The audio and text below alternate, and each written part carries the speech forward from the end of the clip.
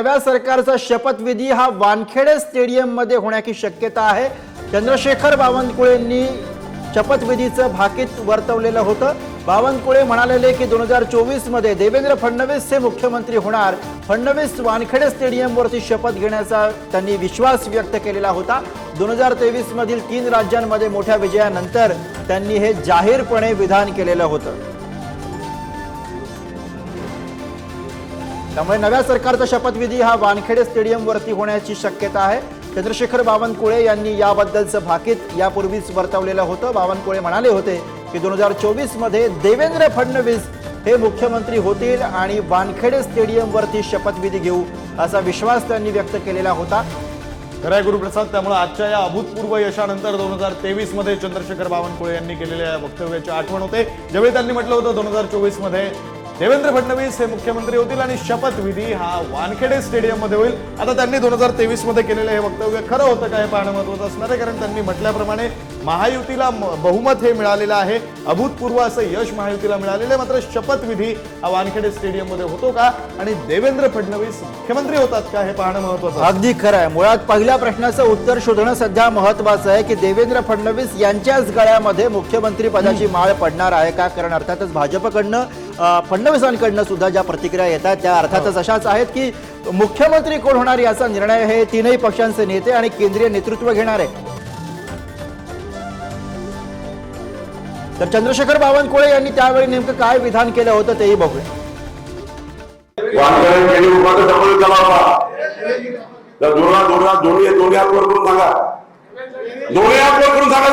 तुमच्या मनात काय या महाराष्ट्रात पुन्हा वानखेडे स्टेडियम दोन्ही हात वर करून झाली पाहिजे ना। दुसरा संकल्प आणि महाराष्ट्रात एकच भाग नाही, महाराष्ट्रात एकच भाग आहे, ते देवेंद्र फडणवीसचा भाग, दुसरा कोणी भाग होऊ शकत नाही। त्यामुळे घोषणा आहे तरी देवेंद्रही द्यायचे, महाराष्ट्राचा एकच भाग कोण।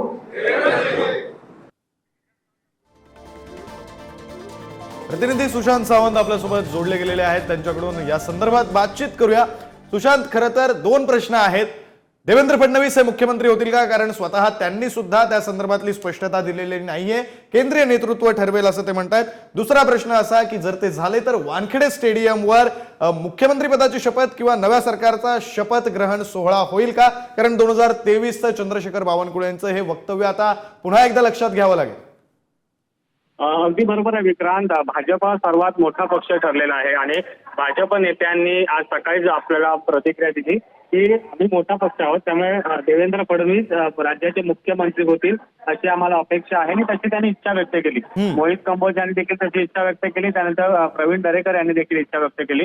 आपण जर बघितलं असेल तर 2023 मध्ये 3 राज्यातल्या मोठ्या विजयानंतर चंद्रशेखर बावनकुळे एक विधान केलं होतं। ते म्हणाले होते की 2024 मध्ये देवेंद्र फडणवीस मुख्यमंत्री होणार आणि त्यांचा शपथविधी जो आहे तो वानखेडे स्टेडियमवर घेतला जाईल असं ते म्हणाले होते। त्यामुळे आता जी आपल्याला माहिती मिळते ती या नव्या सरकारचा शपथविधी जो आहे तो त्या आठवड्यात म्हणजे पुढच्या आठवड्यात सोमवार किंवा मंगळवारी हा नव्या सरकारचा शपथविधी आहे आणि तो वानखेडेवर घेण्याची तयारी जी आहे ती कुठेतरी करण्यात येत असल्याची आपल्याला माहिती मिळते। त्यामुळे आता केंद्रीय नेतृत्वाशी बोलल्यानंतर खरं तर महायुतीचा मुख्यमंत्री पदाचा चेहरा ठरवला जाईल। मात्र सध्या भाजपला मिळाले जे यश आहे ते बघता देवेंद्र फडणवीसच मुख्यमंत्री होतील अशी शक्यता जी आहे ती वर्तवण्यात येते। आता शेवटी निर्णय जो आहे तो केंद्राकडे आहे, त्यामुळे आता केंद्राचे महत्वाचे नेते जे आहेत ते दिल्लीतील नेते काय नेमका निर्णय घेत आहेत ते देखील पाहणं तितकंच महत्त्वाचं राहणार आहे।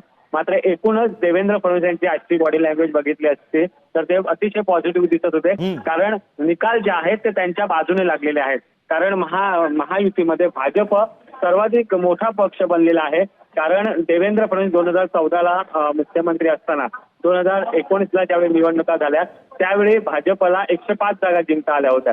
त्याआधी 2014ला राज्यात आणि देशभरात मोदींची लाट असताना भाजपनं 122 पर्यंत मजल मारली होती।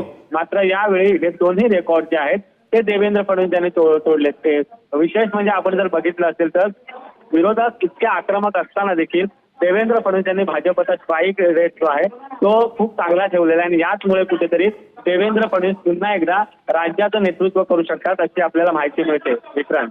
अगदी खरं आहे सुशांत. त्यामुळे देवेंद्र फडणवीस यांच्या नावावर केंद्रातून शिक्कामोर्तब होतं का हे पाहणं महत्वाचं असणार आहे. धन्यवाद तुम्ही दिलेल्या या सविस्तर माहितीसाठी.